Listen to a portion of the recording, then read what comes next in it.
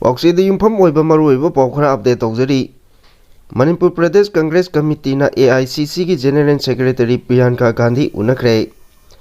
ꯃꯅꯤꯄꯨꯔ ꯄ꯭ꯔꯗꯦꯁ ꯀꯪꯒ꯭ꯔꯦꯁ ꯀꯃꯤꯇꯤꯒꯤ ꯄ꯭ꯔꯁꯤꯗꯦꯟꯠ ꯀꯩꯁꯥꯝ-ꯃꯦꯘꯆꯟꯗ꯭ꯔꯅ ꯂꯨꯆꯤꯡꯕ ꯀꯪꯒ꯭ꯔꯦꯁꯀꯤ ꯗꯦꯂꯤꯒꯦꯁꯟ ꯑꯃꯅ ꯀꯪꯒ꯭ꯔꯦꯁꯀꯤ ꯖꯦꯅꯔꯦꯜ ꯁꯦꯀ꯭ꯔꯦꯇꯔꯤ ꯄ꯭ꯔꯤꯌꯥꯡꯀꯥ ꯒꯥꯟꯙꯤꯒ ꯎꯅꯗꯨꯅ ꯃꯅꯤꯄꯨꯔꯗ ꯊꯣꯛꯂꯤꯕ ꯏꯔꯥꯡ ꯑꯁꯤꯒꯤ ꯃꯇꯥꯡꯗ ꯋꯥꯔꯤ ꯁꯥꯟꯅꯈ꯭ꯔꯦ꯫ ꯎꯅꯕ ꯑꯗꯨꯗ CLP ꯂꯤꯗꯔ ꫭꯀ꯭ꯔꯝ-ꯏꯕꯣꯕꯤ, ꯗꯤꯄꯨꯇꯤ CLP ꯂꯤꯗꯔ 𝗬𝗚 ꯈꯨꯟꯗ꯭ꯔꯥꯛꯄꯝ ꯀꯦꯟꯗ꯭ꯔꯒꯤ MLA T.S. ꯂꯣꯀꯦꯁꯣꯔ, MPCCꯒꯤ ꯍꯥꯟꯅꯒꯤ ꯄ꯭ꯔꯁꯤꯗꯦꯟꯠ M. ꯑꯣꯀꯦꯟꯗ꯭ꯔꯣ ꯑꯃꯗꯤ MPCCꯒꯤ ꯑꯣꯐꯤꯁ ꯕꯦꯔꯤꯌꯔꯁꯤꯡꯅ ꯁꯔꯨꯛ ꯌꯥꯈꯤ꯫ ꯎꯅꯕ ꯑꯗꯨꯗ ꯃꯅꯤꯄꯨꯔꯒꯤ ꯍꯧꯖꯤꯛ ꯑꯣꯏꯔꯤꯕ ꯐꯤꯚꯝ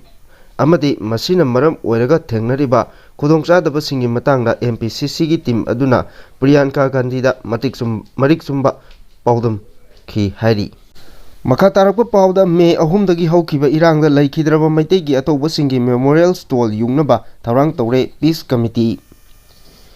ꯍꯧꯈꯤꯕ ꯆꯍꯤꯒꯤ ꯃꯦ 3ꯗꯒꯤ ꯍꯧꯈꯤꯕ ꯏꯔꯥꯡ ꯑꯁꯤꯅ ꯃꯔꯝ ꯑꯣꯏꯔꯒ ꯂꯩꯈꯤꯗ꯭ꯔꯕ ꯃꯩꯇꯩꯒꯤ ꯑꯇꯧꯕꯁꯤꯡꯒꯤ ꯃꯦꯃꯣꯔꯤꯌꯦꯜ ꯁ꯭ꯇꯣꯜ ꯌꯨꯡꯅꯕ peace committee Kangleipak Manipur special 50ꯅ ꯊꯧꯔꯥꯡ ꯇꯧꯔꯦ꯫ ꯂꯣꯏꯅꯅ ꯂꯩꯈꯤꯗ꯭ꯔꯕ ꯑꯊꯧꯕꯁꯤꯡꯒꯤ ꯏꯃꯨꯡꯗ ꯂꯩꯉꯥꯛꯅ ꯑꯍꯦꯟꯕ ꯃꯤꯠꯌꯦꯡ ꯆꯪꯕꯤꯌꯨ ꯍꯥꯏꯅ ꯄꯤꯁ ꯀꯃꯤꯇꯤ ꯀꯪꯂꯩꯄꯥꯛ ꯃꯅꯤꯄꯨꯔꯒꯤ ꯄ꯭ꯔꯁꯤꯗꯦꯟꯠ ꯔꯥꯖꯦꯁ ꯃꯩꯇꯩꯅ ꯑꯥꯄꯤꯜ ꯇꯧꯔꯛꯂꯤ꯫ ꯉꯁꯤ ꯄꯤꯁ ꯀꯃꯤꯇꯤ ꯀꯪꯂꯩꯄꯥꯛ ꯃꯅꯤꯄꯨꯔꯅ ꯁꯤꯟꯗꯨꯅ ꯃꯣꯏꯔꯥꯡꯗ ꯂꯩꯕ ꯍꯣꯇꯦꯜ ꯑꯦꯂꯤꯒꯦꯟꯁꯇ ꯄꯥꯡꯊꯣꯛꯈꯤꯕ ꯄꯥꯎꯒꯤ ꯃꯤꯐꯝ ꯑꯃꯗ ꯋꯥꯐꯝ ꯑꯁꯤ ꯔꯥꯖꯦꯁ ꯃꯩꯇꯩꯅ ꯐꯣꯡꯗꯣꯛꯈꯤꯕꯅꯤ꯫ ꯔꯥꯖꯦꯁ ꯃꯩꯇꯩꯅ ꯃꯈꯥ ꯇꯥꯔꯗꯨꯅ ꯍꯥꯏ ꯄꯤꯁ ꯀꯃꯤꯇꯤ ꯀꯪꯂꯩꯄꯥꯛ ꯃꯅꯤꯄꯨꯔꯒꯤ ꯈꯣꯡꯊꯥꯡ ꯑꯁꯤꯒꯤ ꯑꯍꯥꯟꯕ ꯑꯣꯏꯅ ꯑꯊꯧꯕ ꯃꯤꯑꯣꯏ 25ꯒꯤ ꯊꯧꯔꯥꯡ ꯇꯧꯕꯅꯤ꯫ ꯃꯁꯤꯒꯤ ꯃꯅꯨꯡꯗ ꯑꯍꯥꯟꯕ ꯑꯣꯏꯅ ꯃꯦꯃꯣꯔꯤꯌꯦꯜ ꯁ꯭ꯇꯣꯜ ꯑꯃ ꯐꯒꯥꯛꯆꯥꯎ ꯏꯈꯥꯏ ꯑꯋꯥꯡ ꯂꯩꯀꯥꯏꯗ ꯌꯨꯡꯈ꯭ꯔꯦ꯫ ꯍꯧꯖꯤꯛ ꯀꯨꯝꯕꯤ ꯀꯦꯟꯗ꯭ꯔꯒꯤ ꯈꯣꯏꯖꯨꯃꯥꯟꯇꯥꯕꯤꯗ 3, ꯂꯥꯏꯉꯧꯕꯤꯗ 1, ꯀꯥꯁꯣꯏꯗ 4, ꯕꯤꯁꯅꯨꯄꯨꯔ ACꯒꯤ ꯅꯤꯡꯊꯧꯈꯣꯡ ꯈꯥ ꯈꯨꯅꯧꯗ 4, ꯅꯤꯡꯊꯧꯈꯣꯡ ꯀꯩꯊꯦꯜ ꯋꯥꯔꯗ ꯅꯝꯕꯔ 2ꯗ 1, ꯏꯝꯐꯥꯜ ꯏꯁꯀꯤ ꯇꯨꯃꯨꯈꯣꯡꯗ 1, ꯎꯌꯨꯝꯄꯣꯛꯀꯤ ꯑꯃꯗꯤ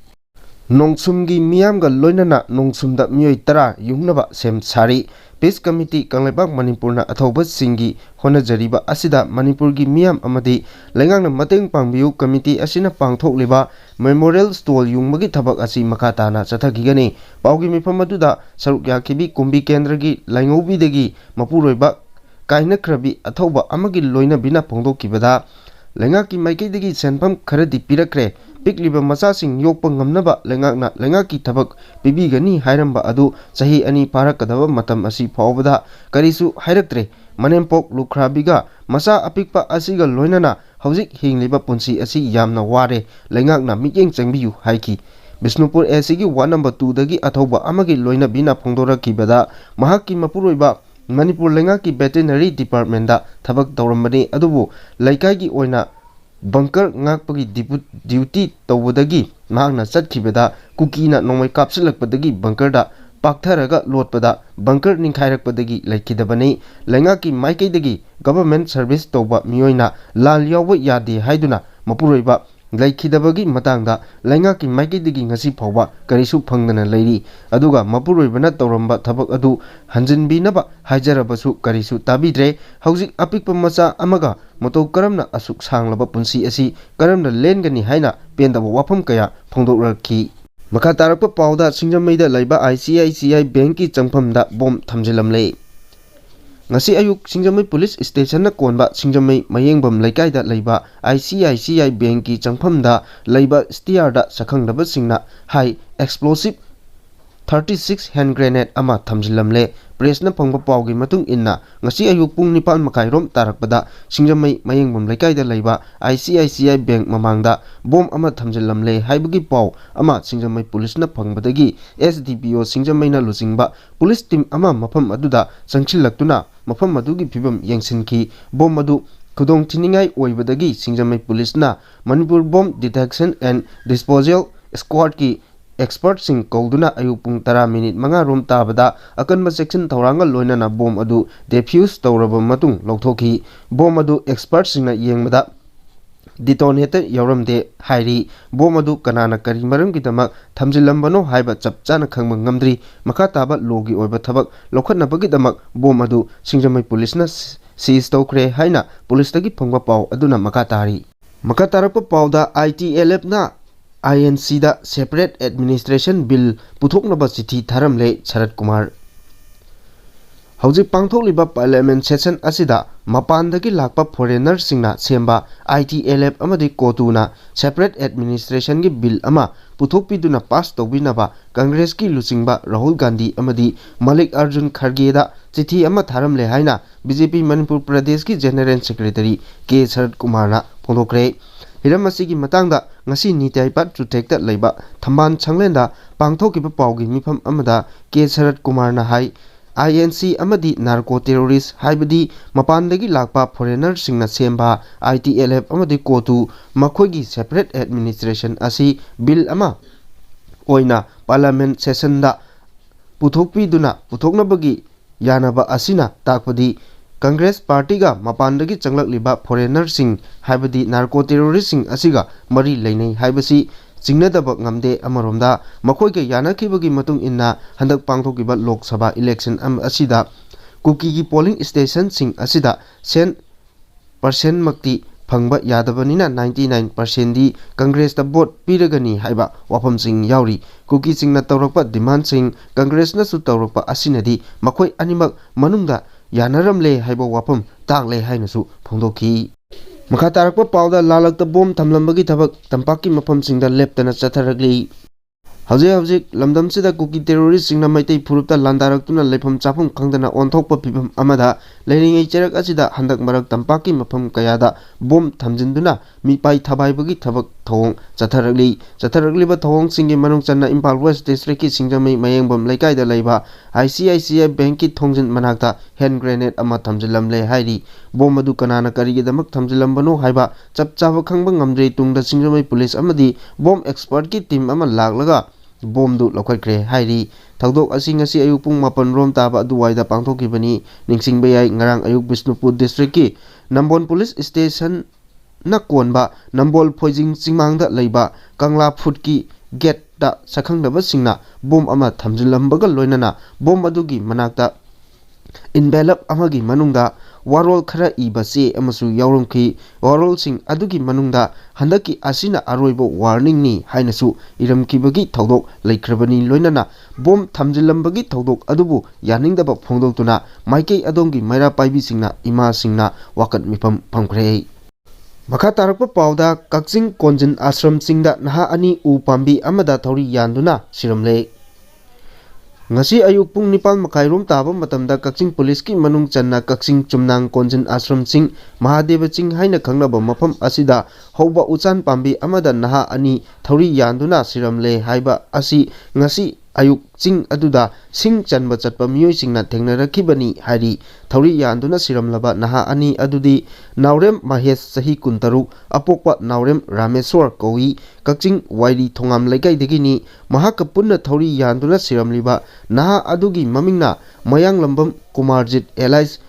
Angothoi sahi 38 apokpa Mayanglambam Rajen kowi 𝗏𝗏 police station manaktagini hari paw asina hai thori yanduna siramliba naha ani asi hokkiba December 5 dagi mayumdagi thokibadagi hauzik phawba thiba khangdana leirakhibani makoi ani matau karamna thori yanduna siramlibano haibagi maram khangba ngamdri thori yanduna siramliba mafam aduda 𝗏𝗏 police ki kangbu ngasi changsinduna asiba hakchang animak lokhatkre hairi Makha tarakpa pawda lam ekar 95 da tharamba popi pambi sing yanthatpaga loinana miyoi ani fare Manipur lengangna mayai kaba chinjak maruk phangna muthatnabagi changsillagliba war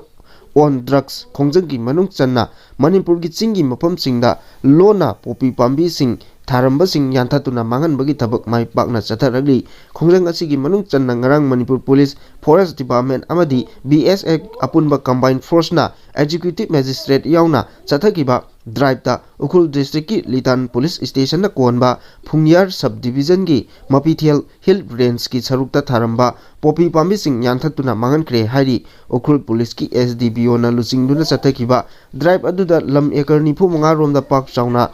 Singmai gi saruk singda tharamba popi pambi sing yanthatuna manghan khibaga loinana popi thaba aduda haktengna na chenaba miyoi anisu phagale hairi police na phagalaba miyoi ani adudi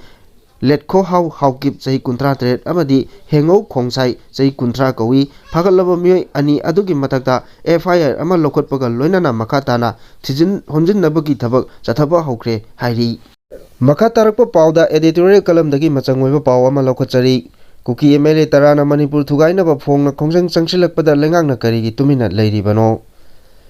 Manipur लेंगाक शासन तौबदा याउमिनरिबा cookie MLA तराना मणिपुरदगी तोंगानबा cookie सिंगी ओइबा separate administration की demand तौदुना मतम कयागी ममांगदगी यामना फोंगना खोंजंग चंगसिलकलाबा फावबा Manipur थुगाइनबा होनरकलिबा अफोंगबा येकनबा ओइरबा cookie MLA सिंग असिदा मणिपुर लेंगांगना करिगुंबा आइनगी ओइबा थबक अमता लौकतना लैरिबा असि करिगिनो थवोंग असि मणिपुर थुगाइनबा होनरिबा cookie MLA सिंगी खोंजंग असिदा मणिपुर लेंगांगना फोंगना सवलबरा हाइबगी वहांग अमा लागली मियाम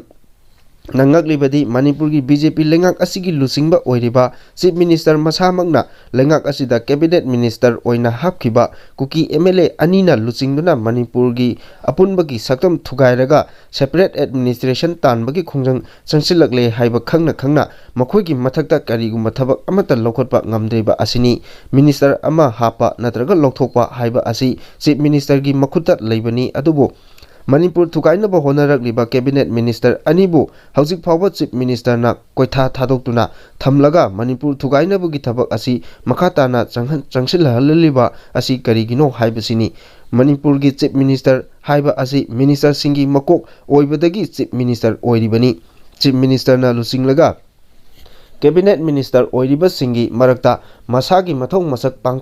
खंगदना पांगथोक्तना इफोंग फोंगना मणिपुर थुगाइनबगी खोंजंग चंगसिलकले हाइबा खंगलबदी चीफ मिनिस्टर ना थौना फना मखोइगी मथक्ता आइनगी ओइबा थबक लौखकदबनी हिरम मसिगी मतंगदा भारत लेंगांगनासु मणिपुर थुगाइनबा होनरिबा कैबिनेट मिनिस्टर अनी याउना कुकी एमएलए तरा असिगी मथक्ता हौजिक फावबा आइनगी ओइबा थबक अमता लौखतना लैरिबा असि ख्वाइदगी ngakpa हाइबदु ओइरी मसिना बीजेपी हाइबा पॉलिटिकल पार्टी असि ख्वाइदगी तमजनिंगाई ओइबा अचुंबा असेंगबदा युमफम ओइदुना अपुनबा भारत अमगिदमक थबक तौबनी हाइबा अदु ओना तैनबा उहल्ले ngarang maksu भारत की कोनुंग ओरिबा दिल्ली की जंतर मंतर दा कुकी एमएलए तराना अचौबा थौतांग लौदुना मखोइगी तालिबा सेपरेट एडमिनिस्ट्रेशन असि पीगदबनी अचुंबा खोंथांगनी हाइदुना वाकत खोंजंग चंगसिनखी हाइबा खोंजंग असि अरानबा खोंजंगनी हाइबदु मखोइगी मथक्ता भारत लेंगांगनासु करिगुंबा आइनगी ओइबा थबक अमता लौखतना हौजिक पावबा थादोक्तुना तमलिबा हाइबसि मणिपुर थुगाइनबा होनरिबा मियोइसिंगबु सगुटकनी हाइबदा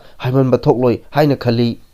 अमरोमदा मणिपुर की तोंगान तोंगानबा पॉलिटिकल सिंग अमदी इंडिया ब्लॉक मणिपुरना दिल्ली की जंतर मंतरदा वाकत खोंजंग चंगसिनखिबा अदुदी मणिपुर की अपुनबगी सक्तम काइबि यारोय हाइबा मणिपुर थुगाइबा होनरिबगी सिंगी मथक्ता आइनगी ओइबा चैराक पीगदबनी हाइबा युमफमदा नियम चुमना चंगसिनखिबा खोंजंगनी असिगुंबा खोंजंग असि भारत लेंगाक अमदी मणिपुर लेंगांगना मपुंग पाना सगोटपम थोकपनी मरमदी मणिपुर थुगाइनबा होनबा हाइबसि अपुनबा भारत की सक्तम थुगाइनबा होनबगा चप माने हौजिक मणिपुर थुगाइनबा होनरिबा अफोंबा येकनबसिंग अदु कनानो हाइबदु कुकी एमएलए तरा असिनी हाइबसि मणिपुर लेंगाक अमदी भारत लेंगाक अनिना मसक मुन्ना खंगले अदुबु मणिपुर थुगाइनबा होनरिबा मियोइसिंग मसक खंगलगा करिगिदमक मखोइकी मथक्ता भारत लेंगाकना अमदी भारत की मियामना पीफम थोकपा चैराक अदु पीदना लैथोकलिबनो हाइबसिनी अहनबा चीफ मिनिस्टर ना पामजना महाकी कैबिनेट मिनिस्टर ओइना हापखिबा कुकी एमएलए अनी अदु मखोइना लुचिंगदुना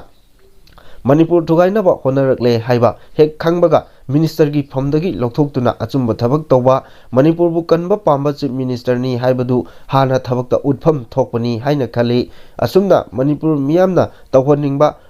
थबक अदु मणिपुर लेंगा की लुचिंगबा ओइरिबा सीएम ना तौरक्तबा असिदा असुकी मतिक थमोय सोकपा हाइबदु ओइरी मरम असिना हौजिक मणिपुर थोकलिबा कांगलुप अनिगी साथीरबा लान असि लोइसिनबा भारत लेंगाक अमसुंग मणिपुर लेंगाकना मयेक सेंगबा थबक अदु लौखते हाइबा असि इफोंग फोंगना ताकले चैरकसिदा मणिपुर लेंगाकनबा मणिपुर थोकलिबा लान असि लोइसिनबा मणिपुर की चीफ मिनिस्टर ना लुचिंगदुना अतै एमएलए मिनिस्टर सिंग अमता ओइना तासिन खोमजिनदुना अपुनबगी पांगल थौना अदु अमता ओइना छागतुना भारत की प्राइम मिनिस्टर ना सिंगबदा ngasi फौबा करिगुमो वाफम अमता हाइबा ngamdana लैरिबा असि यामना चुमदे मसिना ताकपदी ममिंगतगी ओइना लैबा मणिपुर लेंगाकनी हाइबदु इसेंग सेंगना ताकली मदुना हौजिक मणिपुर की लेंगाक लोइ सिंगना लेंगाक लोल अममम ओइबगी भारत कॉन्स्टिट्यूशन ना पीरिबा मथौ मंगम अदु खंगना मणिपुर थुगाइनबा होनरिबा अफोंबा येकनबसिंग असिगी मथक्ता लौखटपम थोकपा आइनगी ओइबा थबक अदु चपचाना लौखटुना कन्फर्म थोई मखा तारक पाउदा कांग्रेस की डिप्यूटी लीडर गौरव गोगोईना मणिपुर की वाफम पुगटक्रे मणिपुर की वाथोक लाक्सिनबा ngamdraba फाउबा बीजेपी लेंगांगना लोटसिल्ले लोकसभा कांग्रेस पार्टी की डिप्यूटी लीडर ओइरिबा असम की एमपी गौरव गोगोईना ngasi पार्लियामेंट मणिपुर वाथोक की मतंग वाफम कया पुगटक्रे सेंटर अमदी स्टेट पालिबा बीजेपी की लेंगाक असिना मणिपुर की वाथोक लोइसिनबा ngamdre हाइबसी फाउबा मयेक सेंगना हाइदोकपा ngamददुना लोचिनदुना लैरे हाइना गौरव गोगोईना मराल सिखरे ngasi चथकिबा लोकसभा की सेशन अदुगी 0 आवर दा वाफम अदु पुखलदुना गौरव गोगोईना हाइ मणिपुर पुंबा हौजिक अचौबो वाथोक ओइदुना स्टेट असिदा लैरिबा मिचम मियाम पुमनमक अवाबा नंगलिबनी हारिबा वाथोक असि लेंगांगना अहेनबा पैरामिलिटरी फोर्सिंग थाजिनबा army forces special power act 1954 चलाइबा असिना कैदौनुंगदा वारोइसिल पुरकपा ngamloi मणिपुरदा था 18 हेना अचौबा इरांग थोक्तुना लैरिबा असिदा प्राइम मिनिस्टर नरेंद्र मोदीना अमुक फाउबा मणिपुरदा लाक्त्रिबा असि करी मरमगिनो हाइना स्टेट असिगी मियामना तत्तना हंगनरिबनी लोइनाना लेबाक असिगी होम मिनिस्टर सु पार्लियामेंट सेशन असिगी मनुंगदा मणिपुर की वाथोक असि वारोइसिन पुरकनबगी वाफम अमदी थौजिल सिंह लाउथोकफम थोई असिगुम्बा पाइखतफम थोकबा थबक थौरम सिंह असि पाइखतपगी महुता मराल कुपसिनदुना लैरे हौजि स्टेट असिदा सेनखाई थुंखाई की थबकना पिक थले मरम असिना public service अयाबा मुटप याबगी फिबमदा लैरगले लोइनाना loan Yadav मओंगदा खुलाई drug अमदी उ लालोनबा गी थबक सिंगदी अदुमक लेप्तना चथनरी असिगुम्बा कया असिना अरानबा तौबा खरदी खुदोंग चाबा फंगलबसु मिचम मियामददी कमतेंगना अवाबा ओइरे स्टेट असिदा स्कूल कॉलेज यूनिवर्सिटी न सिंगबा महिलुइ सिंग पुमनमक थेंखांग कयारक्ता मतम सांगना थोंग लोनुना लैरकपा मरमना तुंगी युमी ओरकदोरिबा महिलुइ सिंगी कैरियर दा तंबा ngamdaba फिफम अमदा लैरी मसिगिसु मथक्ता अना लायेंगी फैसिलिटी जदसु थम थेंगना सोक्सिले मपुंग ओइना चिंगी डिस्ट्रिक्ट सिंगददी अना लायेंगी खुदोंग चाबा फंगद्रे हाइबा वाफम सिंग थमकी नकल अमरोमदा ngasi चथकिबा पार्लियामेंट की सेशन असिदा ओपोजिशन पार्टी ना खोंजंग चंगसनबा ओइना मखोई की काउंटर पार्टी ओइरिबा रूलिंग की एमपी सिंगदा इंडिया की मसु अहुंगी फिराल अमसुंग अंगांगबा मसु की गुलाब खुदोल तमकी लोइनाना हौजिक चथरिबा पार्लियामेंट की निंगथम मिफम असिदा तंगाई फदबा इशू पुनमक हाउस दा मपुंग फाना खनसी हाइबा वाफम सु थमकी खोंजंग असिगी सरुक अमा ओइना कांग्रेस पार्टी की लुसिंगबा राहुल गांधी ना union defence minister Rajnath Singh दसु पार्लियामेंट की थोंजिलदा इंडिया की मसु अहुंगी फिराल पीखी।